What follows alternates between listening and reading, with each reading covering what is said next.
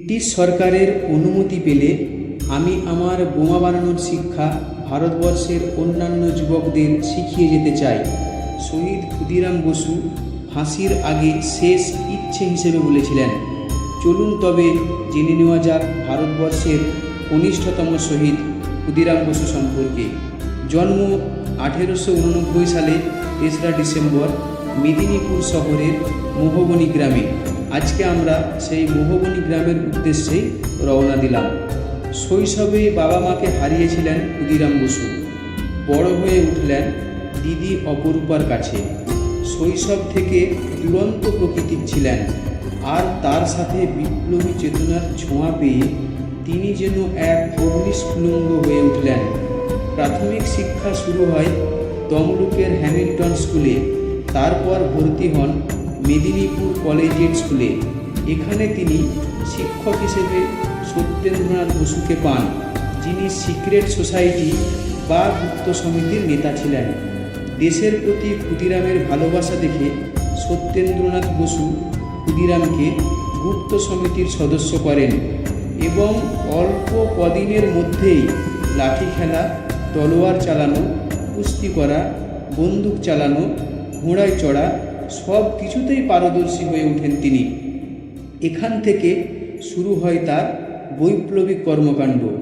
দেশকে স্বাধীন করার জন্য নির্ভয়ে এগিয়ে যান। বিলিতি কাপড়ের গাঁট লুট করে ইংল্যান্ডে উৎপাদিত কাপড় জ্বালিয়ে দেওয়া থেকে শুরু করে ইংল্যান্ড থেকে আমদানিকৃত লবণ বোঝায় নৌকা ডুবিয়ে দেন। সত্যেন্দ্রনাথ বসুর নির্দেশে ব্রিটিশ বিরোধী সোনার বাংলা লিফলেট বিলি করার সময় গ্রেপ্তার হন ইংরেজ সৈন্যদের হাতে। তার বয়স খুব কম ও ছোট বলে ছেড়ে দেওয়া হয়। তারপর এই অত্যাচারী ম্যাজিস্ট্রেট কিংসফোর্ডকে হত্যা করার জন্য নির্বাচিত হন ক্ষুদিরাম। সঙ্গী হিসেবে ছিলেন প্রফুল্ল চাকি। অত্যাচারী শাসককে হত্যা করে ভারতকে স্বাধীনতার পথে এগিয়ে নিয়ে যেতে তৈরি হন তিনি। মাত্র 16 বছর বয়সে প্রথমবার ব্রিটিশদের বিরুদ্ধে লড়াই করতে হাতে বোমা তুলে নেন ক্ষুদিরাম বসু। এই উদ্দেশ্যে মুজফ্ফরপুরের মতিঝিল এলাকায় এক ধর্মশালায় ফরেন সরকার নাম নিয়ে থাকতে শুরু করেন। নজর রাখছিলেন কিংসফোর্ডের গতিবিধির ওপর। অবশেষে 1908 সালে 30শে এপ্রিল কিংসফোর্ডের ঘোড়ার গাড়ি লক্ষ্য করে বোমা ছোড়েন তিনি। দুর্ভাগ্যবশত সেই গাড়িতে কিংসফোর্ড ছিলেন না।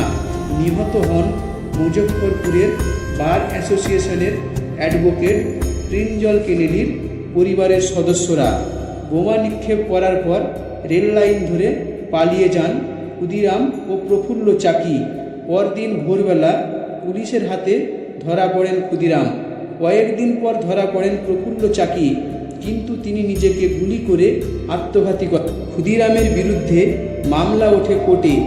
1908 সালের 13ই জুন তাকে ফাঁসির সাজা শোনানো হয়। তখন ক্ষুদিরাম শুধুই হাসতে থাকে।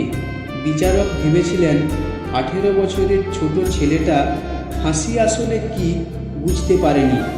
তখন তিনি ক্ষুদিরামকে জিজ্ঞেস করলেন, ফাঁসির অর্থ তুমি কি বুঝতে পেরেছ?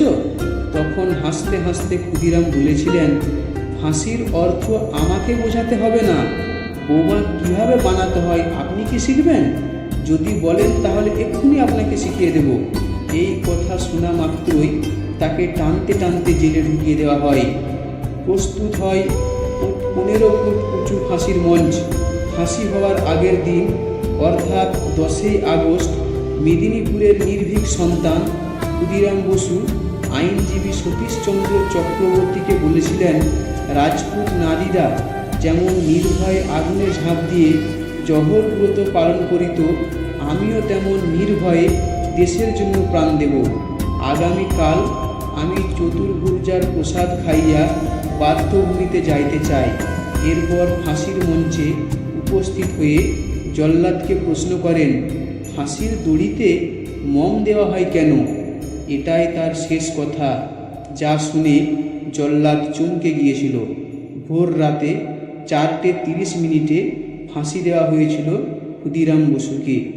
যখন তার দেহটা কলকাতায় নিয়ে আসা হয়, তখন কলকাতার মানুষেরা শ্রদ্ধাঞ্জলি দেওয়ার জন্য একটি বার চোখের দেখা দেখার জন্য রাস্তায় ভিড় করে দাঁড়িয়েছিল।